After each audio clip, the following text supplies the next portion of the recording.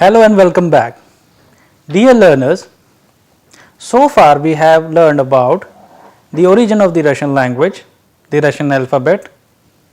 In Russian alphabet, we have discussed about the 33 letters in the Russian language and the vowels and consonants.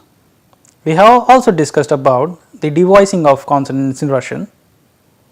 We have also seen with various examples and expressions that how these letters and consonants and vowels, when combined together, they produce distinguished sounds.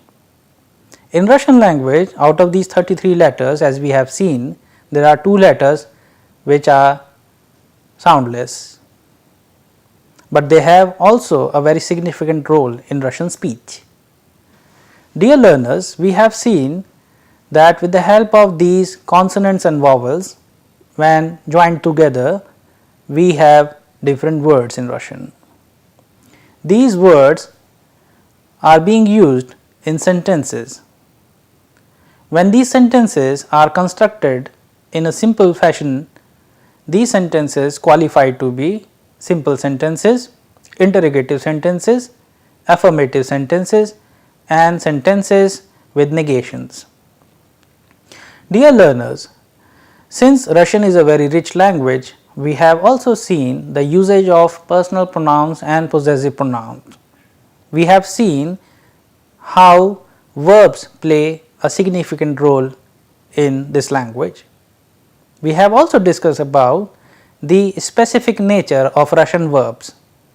We have also discussed a little about the verbs of motion.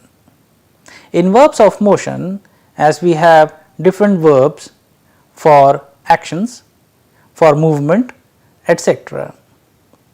Since Russian is a very rich language, in verbs of motion we have peculiar examples where we are using verbs like idти, which means to go on foot, and ходить, which also means to go on foot but signifies a complete action.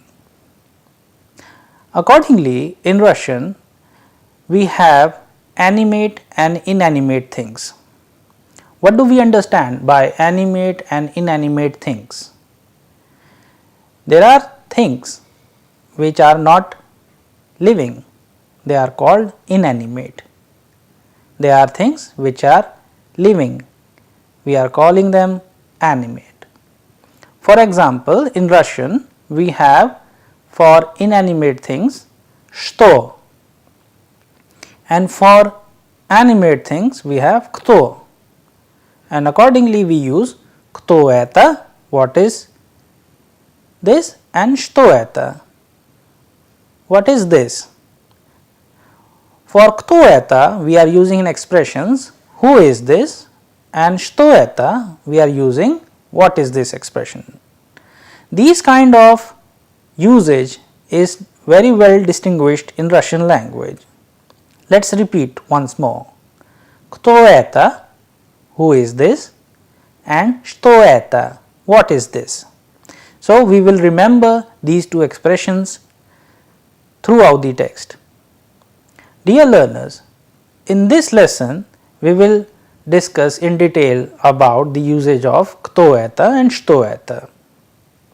As you already know that in Russian, interrogative words like что, which means what, and кто, which means who, and such other expressions play a very vital role, since through them only we express our thoughts and inquire about things.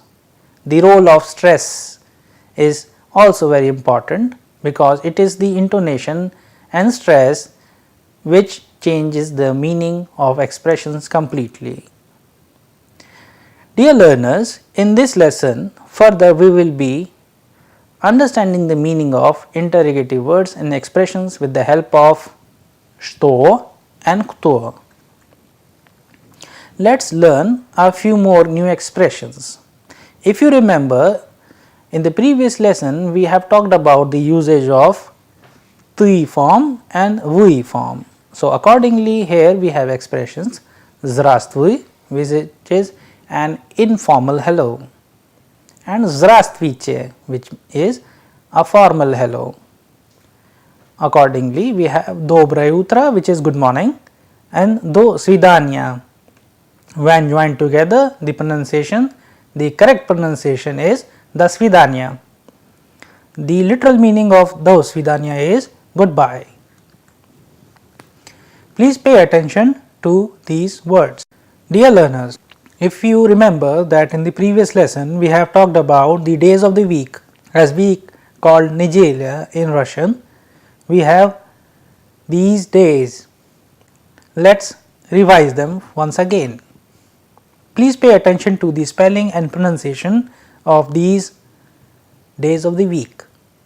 Понедельник means Monday, Вторник means Tuesday, Sreda means Wednesday, Четверг means Thursday, Пятница means Friday, Subota means Saturday, and Воскресенье means Sunday. Dear learners, before we start exploring more about что and кто, let's learn a text. This text is again in a dialogue form. Please pay attention to the intonations and pronunciation. Здравствуйте, Галина Николаевна. Здравствуй, Anna. In this expression, as we can see that Anna is addressing Galina Nikolaevna with Здравствуйте, which signifies that she is an elder to her, and accordingly Galina Nikolaevna is addressing Anna with Здравствуй, which signifies that Anna is junior to her. У вас есть газета «Аргументы и факты»? Do you have the newspaper «Аргументы и факты»? Да, есть. Ты хочешь ее читать? Yes, I have. Do you want to read it? Here, when we are using the expression ты хочешь ее читать, for newspaper we have used ее. Газета ends with a, belongs to the feminine gender. That is why ты хочешь ее читать. You want to read it. Да хочу. Можно? Whenever in Russian we are using the expression можно, it means may I. Да хочу, можно. Да, I want, may I. Конечно, of course. In Russian again, whenever we want to say of course, we use expression конечно. Конечно. Спасибо. Пожалуйста. Thank you. Mention not. Here in this context we are using пожалуйста.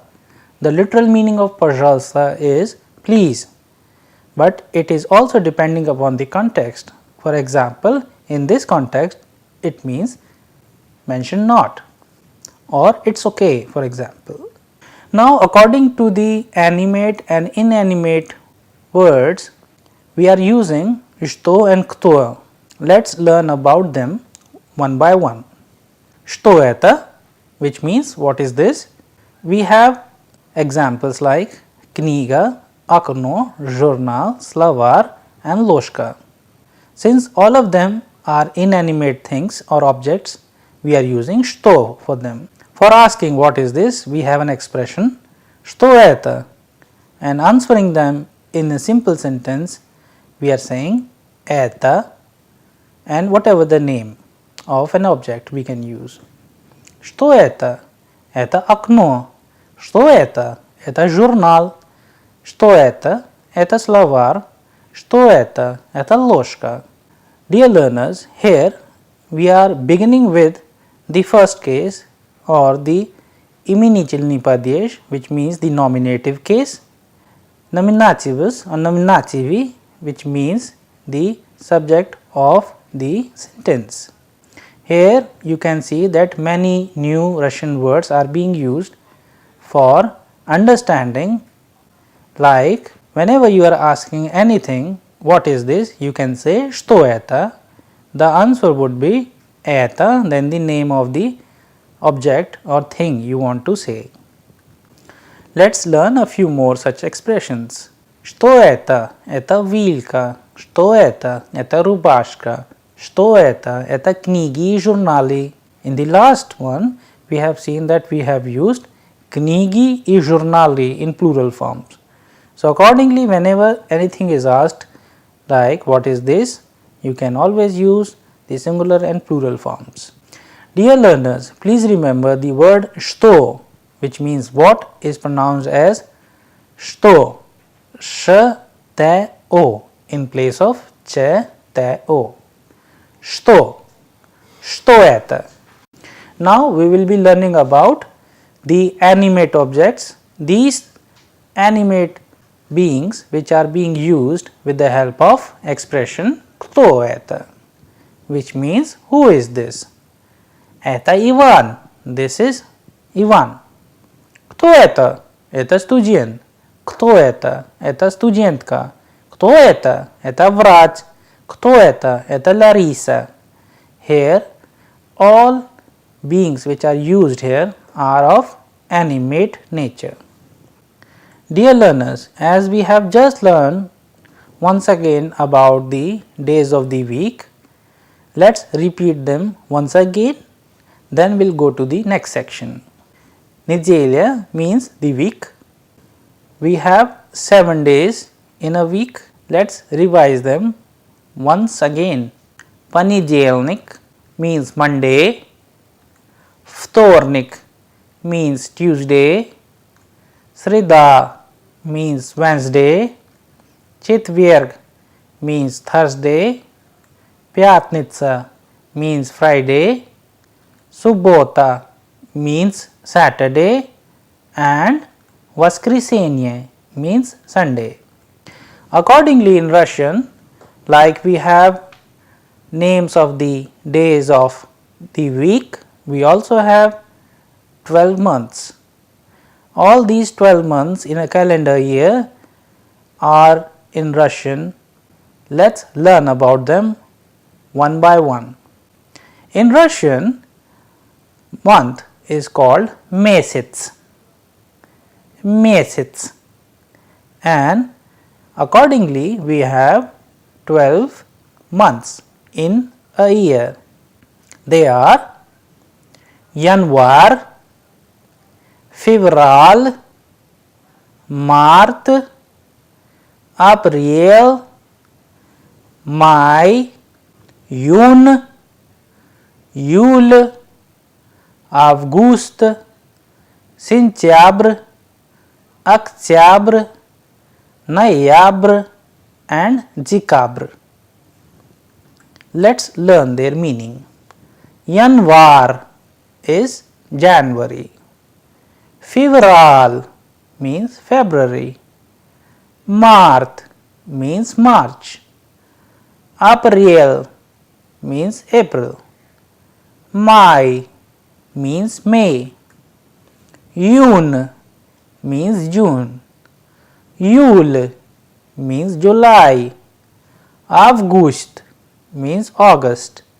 Сентябрь means September. Октябрь means October. Ноябрь means November, and Декабрь means December. Dear learners, as the days of the week and months of the year are very important in Russian language, it is advised that you must remember them by heart. You can also look at the ending of these words and find out which gender they belong to. We will be discussing more about the usage of the days of the week and the months of the year in a dedicated session when we talk about them with the help of several texts.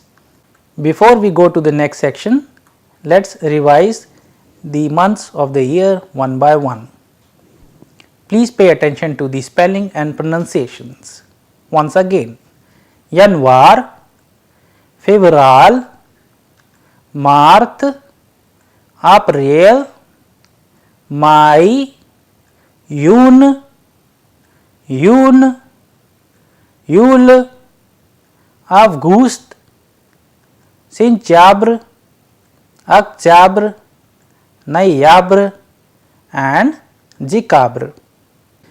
Dear learners, since we have used the days of the week and months of the year, we have also used in the previous lessons a lot of new Russian words and expressions, and since we have been using these words and expressions in the text, we are also using different verbs to express the right meaning.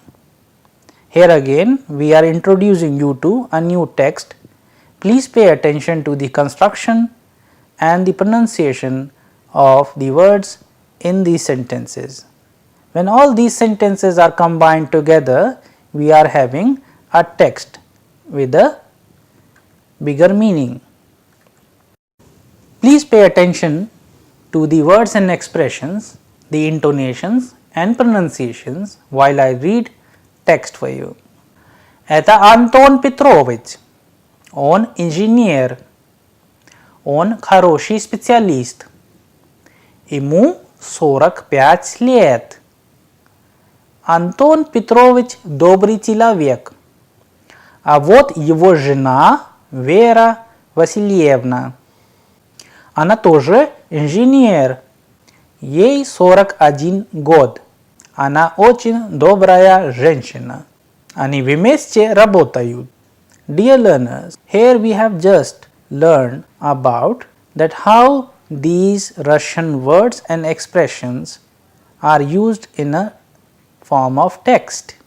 We have also paid attention to the pronunciation, and now we will learn about the meaning of the text. The first paragraph, please pay attention to the meaning of the words and expression used in this text. Это Антон Петрович, this is Anton Petrovich. Он инженер, he is an engineer. Он хороший специалист, he is a good technician. Ему 45 лет, he is 45 years old. If you pay attention to the counting here, whenever we are saying that somebody is how old, we are using in dative case, and for him we are saying he is 45 years old. For example, in this text we are using ему 45 лет, he is 45 years old. Let us learn about the remaining sentences in this paragraph. Anton Petrovich добрый человек. Anton Petrovich is a kind man. Accordingly, we have just used доброе утро, добрый день and добрый вечер. There the context was good, and here we can use good or kind for добрый. Добрый человек, a good man or a kind man you can use. Let us learn to the next sentences. А вот его жена Вера Васильевна, and that is his wife Vera Vasilievna. For husband we have word in Russian муж, муж, and for wife we have word in Russian жена, жена. And in this sentence let us read, а вот его жена Вера Васильевна, and here it is his wife Вера Васильевна. Она тоже инженер, she is also an engineer. Whenever we are using an expression means also, we use тоже, тоже. For example, он тоже мой брат, he is also my brother. So accordingly you can use these expressions in your own sentences. Ей 41 год, she is 41 years old. Она очень добрая женщина, she is a very good woman. Here you can see that how the ending of the adjective and noun are agreeing together. That is why when we have a word or a noun женщина, the adjective ending is changing accordingly.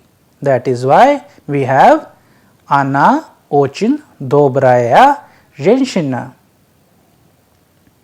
Then the last sentence here, они вместе работают, they work together. Since we have a plural here, that is why the verb работать has been conjugated in the form of ani. That is why it is ani vimesche rabota youth. With these examples, now you have a fair idea that how these words and verbs are used in a form of a text. Let us go to the next paragraph. Сегодня воскресенье. Они отдыхают дома. Сейчас Антон Петрович пишет письмо. Today is Sunday. They are taking rest at home. Whenever we are using dom, it means house, and whenever we are saying at home, we are using дома. Сейчас Антон Петрович пишет письмо. Right now, we use expression сейчас. Right now, Anton Petrovich is writing a letter. Here the verb писать has been used and conjugated accordingly. Он любит писать длинные письма. He likes to write long letters. А Вера Васильевна готовит обед, and Vera Vasilievna is preparing the lunch. Она всегда готовит вкусный обед. She always prepares вкусный обед, means tasty lunch. For tasty we have an adjective here, вкусный, and if we change it into a noun, the noun is вкус, which means taste. Let us go to the last paragraph now. Их дочь Лена учится.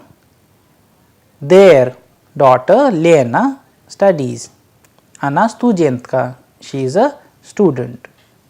Ей 18 лет. She is 18 years old.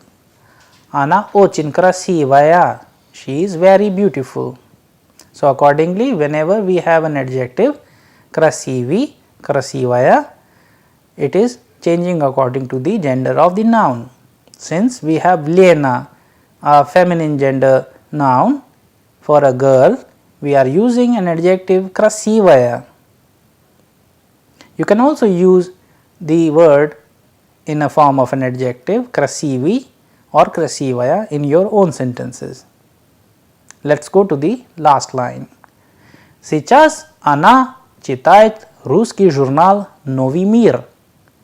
Right now she is reading the Russian magazine called Novy Mir.